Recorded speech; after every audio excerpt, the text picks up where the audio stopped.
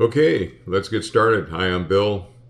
It's October 5th, 2025, and I want to start right off the bat with a disclaimer, and that is I am going to be putting up some content around what I'm doing as far as conditioning and strength training for pickleball. And anything that I put up, it's not a recommendation that you do that.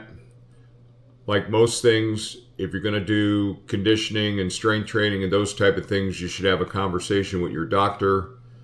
But what I am going to do is share what I am doing, because really the purpose of this channel when Lori and I put it together was not to make money, get a lot of subscribers and all that. It was really two things. One, just documenting what our journey in pickleball has been like. Documenting it on YouTube gives us an opportunity to look back, have some laughs, see how we might be improving, and those type of things. And then if somebody happens to get something of value out of watching one of our videos, that's great. You know, we're not trying to do pickleball instruction or anything like that. We're really just kind of putting content up there that documents what we're doing, that enables us to look back to some period in the past. And the other thing is it keeps our brains busy in retirement. I have to do the editing. I have to know about audio and those video and those type of things. So it's just keeping our brain active. All right, so this video is about kicking off a new strength training and conditioning program focused on pickleball. And it was about June 2024 that you might have seen a video from me where I had put up that I had taken a subscription to a startup company called Train 100. And I think at that time it was like $19 a month. And I will say that the exercise plans that they laid out were well thought, focused on pickleball players that might be older, and with the whole goal of keeping injuries to a minimum through conditioning and strength training. And I did it for several weeks, and I then dropped the subscription, primarily is because I didn't want to take the time to document each session, how did I feel, and those type of things. Now, it is necessary when you are conditioning and working out, this is my belief, that you understand what exercises you are doing, why you are doing them, and then how are you doing as far as being able to the number of reps and the number of sets that you can do for each exercise.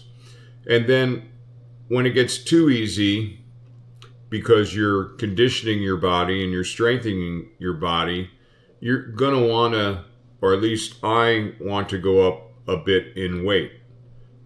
And again, I believe conditioning is about reps, not so much about the weight. So anyway, I'm going to be sharing some content. Again, it's not a recommendation that you do any of this. We're not physical therapists. We're not conditioning coaches or anything like that. We're not doctors, that's for sure.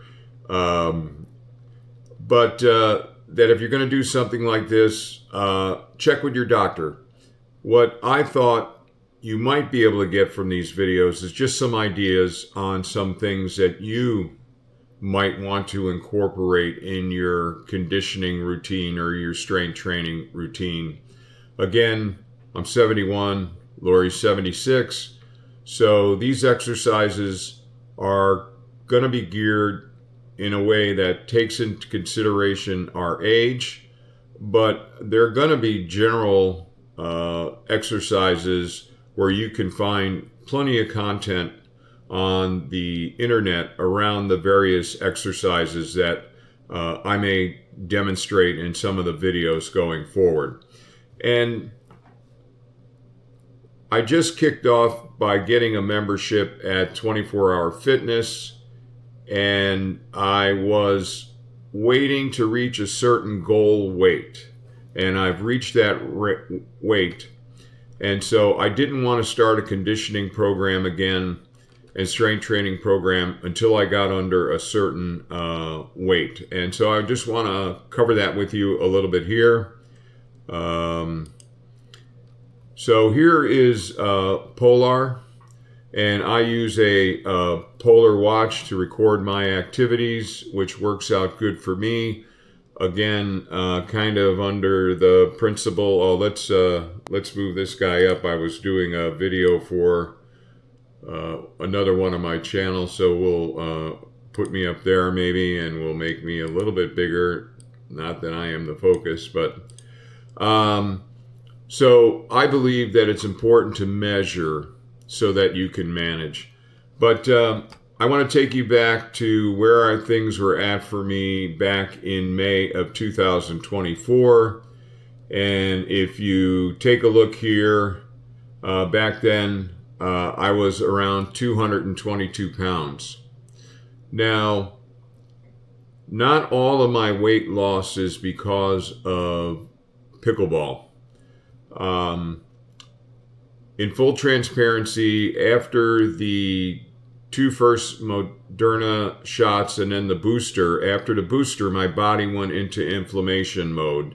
It became very inflamed, all my joints and everything. And it essentially took me a year to figure out what was going on. My Kaiser doctor was limited in what they could talk about as possible causes because of laws that were passed in California, yada, yada, yada. But fortunately, I found some people online. These were doctors that had been pushed out of their networks because they saw a different approach to treating people, yada, yada, yada. We won't go into all that. But long story short, Kaiser was very helpful. Found out that I was having premature ventricular contractions about 15% of the time.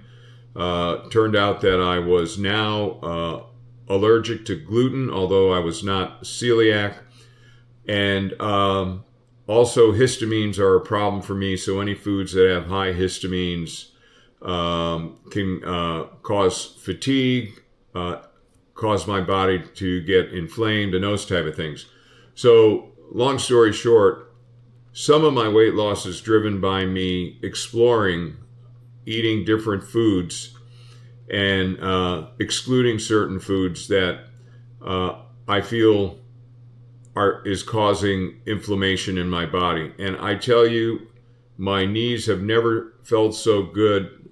Now, a year and a half later, 18 months later, I've got a pretty good idea of what I can eat and whether or not I eat it, it'll cause inflammation.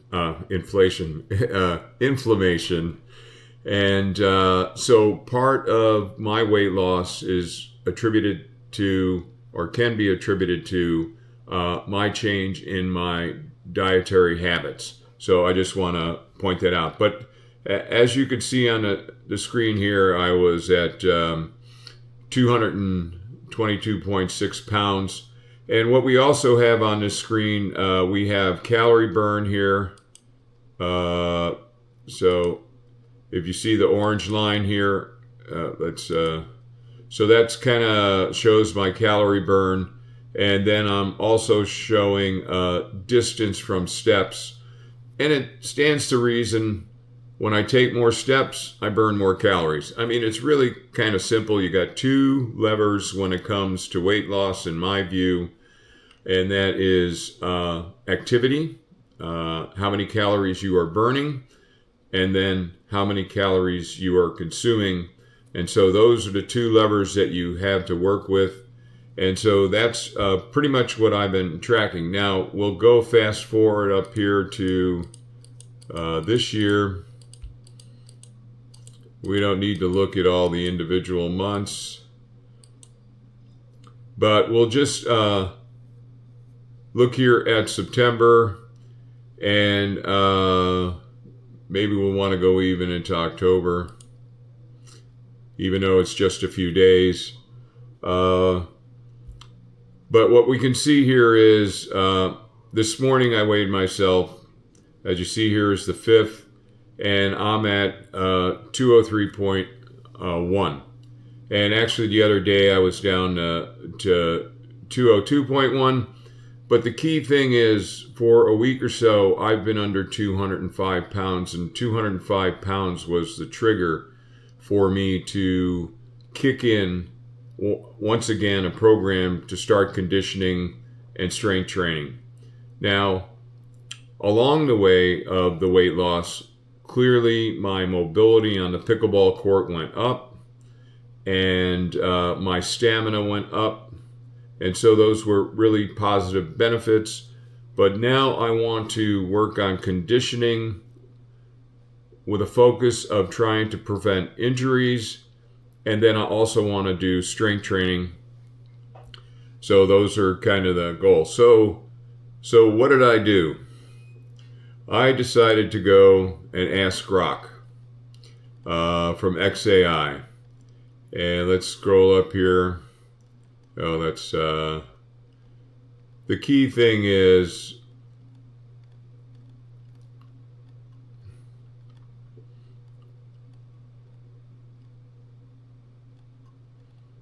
let's get all the way up here.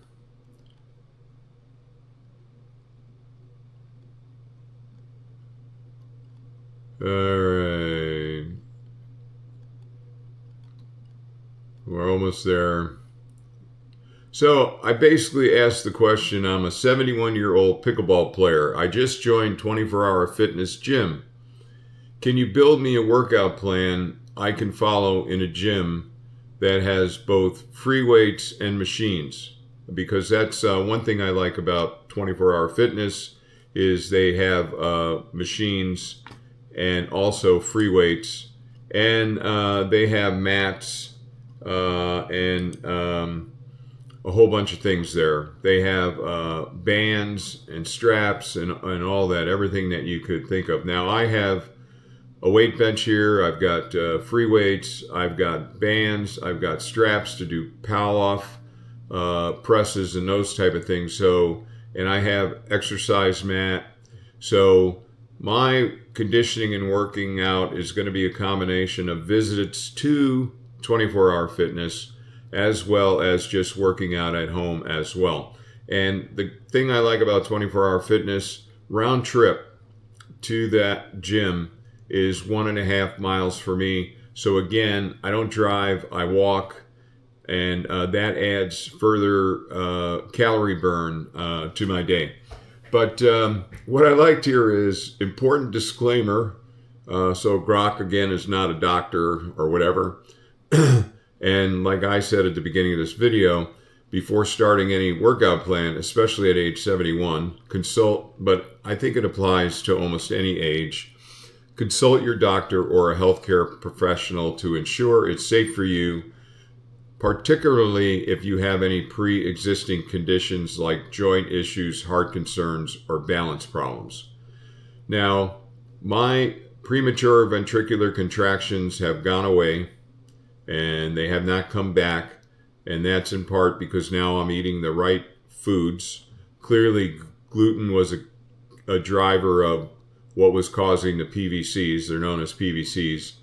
So other than that, I don't have any heart concerns. And my joint issue is in my right knee. But again, through this process of discovery on finding out what foods I can eat that are not inflammatory for me, my knee has never felt so good. I mean, I do have physical damage.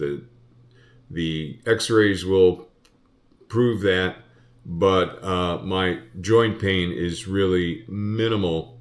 And so I'm thinking a lot of the joint pain that I was experiencing in my knee was directly related to the foods that I was eating. So, but anyway, it gave me a plan. It gave me a weekly overview. Gave me warm-up ideas, strength, lower body, upper body. additional tips, and then I said detailed balance drills for pickleball, and then it gave me some balance drills. And then should I add pal-off presses to my workout routine? And I will do a video on the pal-off presses that I use. Good for core conditioning. Now, let me just say that some of what I'm taking and will incorporate into my plan is based upon my past experience. Before I retired, I worked a couple years at Google, and I was able to use their gym. They had the Exos program there, combination of machines, free weights, bicycles, things that you would find in a normal gym. And they had 2 coaches there to work with me on technique and everything. So some of the things, like some of the lunges, although I am adding a multi-angle lunge, and I will do a video on that, some of the things I have been doing, and I had been doing that for a couple years, and then when I left Google and retired, I kind of stopped working out, unfortunately. But so I'm incorporating, and some of the things that Train 100 included in their program is actually things that Grok is including in the recommended program that Grok is putting forward. So it's going to be a combination of things, and I may even add in some things that I'm picking up from some videos. There's a channel there that focuses on people over 50, and it's a good channel, and it has conditioning and strength exercises. And what I like about that channel is if you have limited mobility or something like that, it shows you modifications that you can do to these workouts. So it's kind of going to be a conglomeration, or if that's not even a word probably, of stuff from my past experience, some things from Train 100, which is similar to what's in what Grok is putting forward, and those type of things. So, but I was really impressed with the level of information. Gave me a whole bunch of things on suggested mat exercises like hip openers and planks and those type of things that are important. A glute bridge for building up your core, and these are all things that I was doing before for those couple years that I was working out in Google Gym Monday through Friday mornings if I wasn't traveling on business. So some really good information here. And then hip openers, I asked, are hip openers good to add to my routine? And so then it gave why I would want to add hip openers and all that stuff. And I think somewhere in here I asked about how much water. Can you suggest how I split your recommended recommendations across 5 days a week? So I prefer to work out 5 days a week, not one long session 1 or 2 times a week or 3 times a week. So I like to do a little bit each day because I find out that, I realized I wasn't scrolling through and showing you what Grok, but a lot of information here.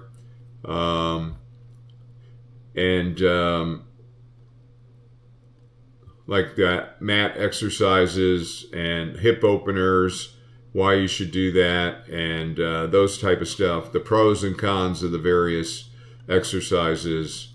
And then finally down here, why the split works. And then I asked how many hours of sleep per night should be my goal. Currently I'm getting about 7, and recommendation is 7 to 9. Why this goal? Justification. And then final recommendations, I asked how much water should I drink on the days I work out? Should I use an electrolyte supplement? So just a lot of good information here. Now, and And let's see, was there anything else here that I asked? Oh, that's now getting into asking about my astrophotography. So,